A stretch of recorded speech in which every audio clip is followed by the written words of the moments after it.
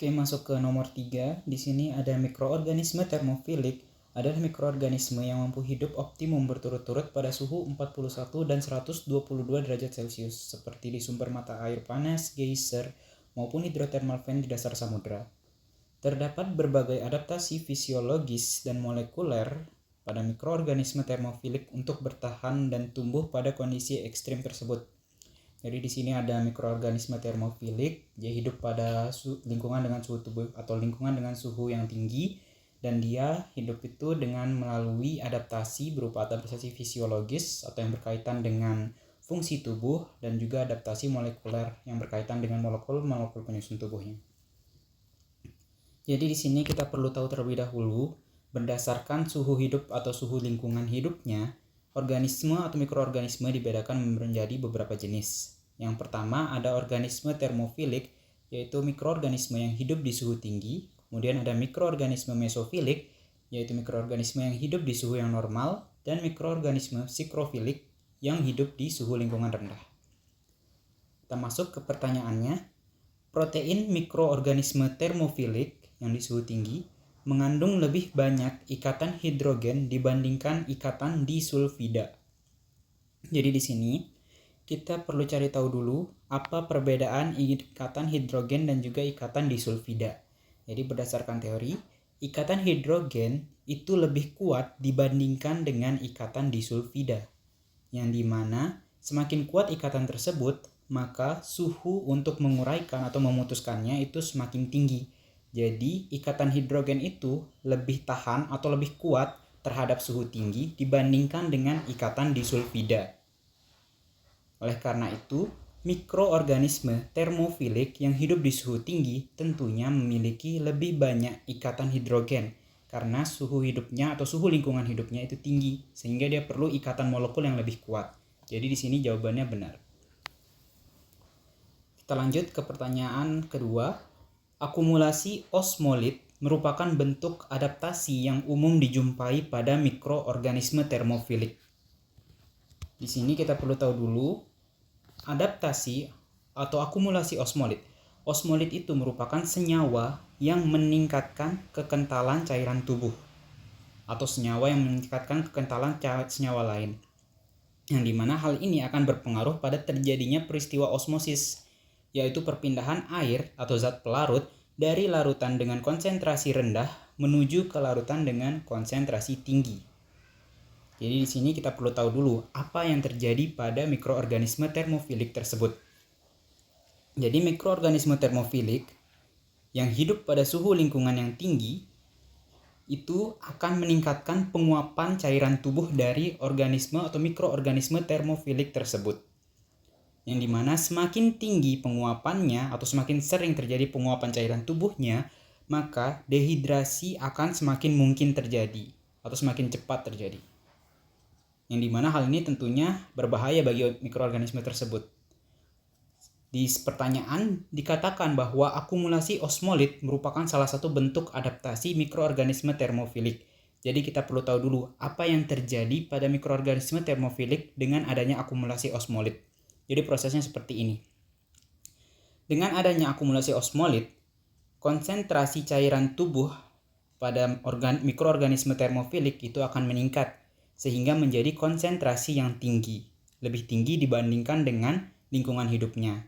Hal ini akan menyebabkan terjadinya peristiwa osmosis, yaitu perpindahan air atau cairan dari lingkungan hidupnya masuk ke mikroorganisme termofilik tersebut dari rendah ke tinggi. Karena ada osmolit tadi sebagai bentuk adaptasinya, sehingga cairan tubuh mikroorganisme termofilik menjadi konsentrasi yang tinggi dan terjadi perpindahan air masuk ke tubuh mikroorganisme termofiliknya. Jadi terjadi proses penyerapan cairan yang meningkat. Dengan meningkatnya penyerapan cairan pada tubuh mikroorganisme termofilik, maka dehidrasi tentunya akan menurun atau mencegah terjadinya dehidrasi. Jadi jawaban untuk pertanyaan nomor 2 itu benar. Yang ketiga, persentase AT pada genom mikroorganisme termofilik lebih rendah dibandingkan dengan mikroorganisme mesofilik. Jadi tadi termofilik hidup di suhu tinggi, mesofilik hidup di lingkungan dengan suhu normal. Jadi di sini yang dipertanyakan adalah persentase AT.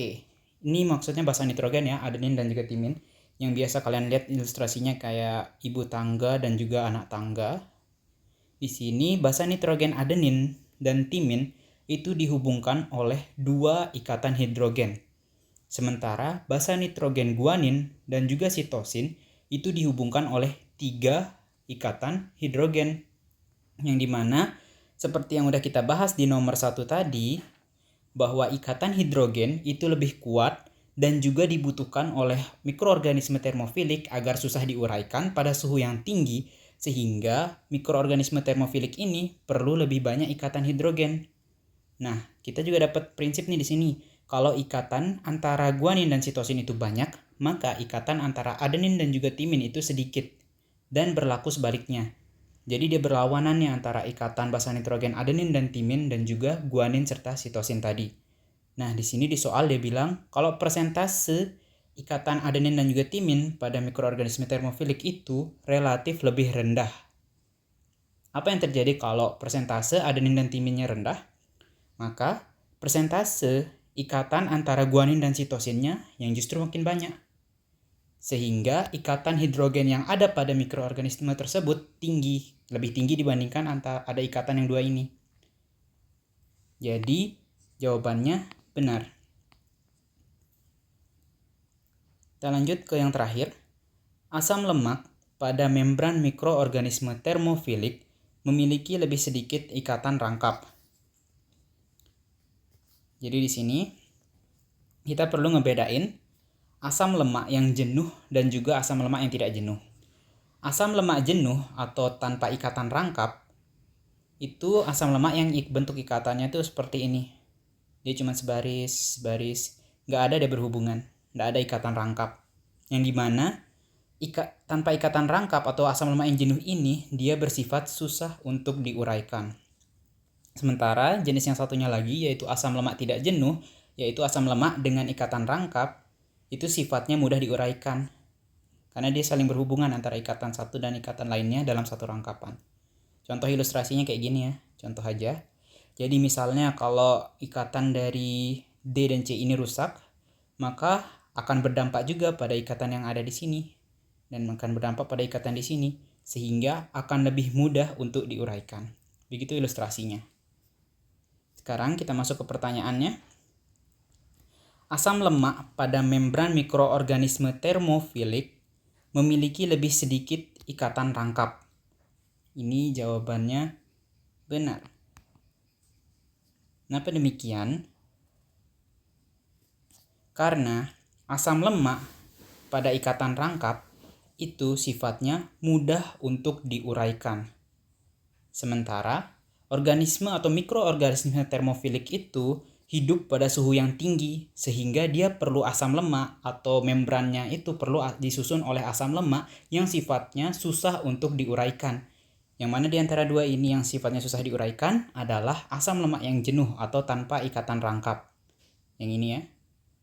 Jadi, untuk pertanyaan mengenai asam lemak pada membran mikroorganisme termofilik memiliki lebih sedikit ikatan rangkap, itu benar.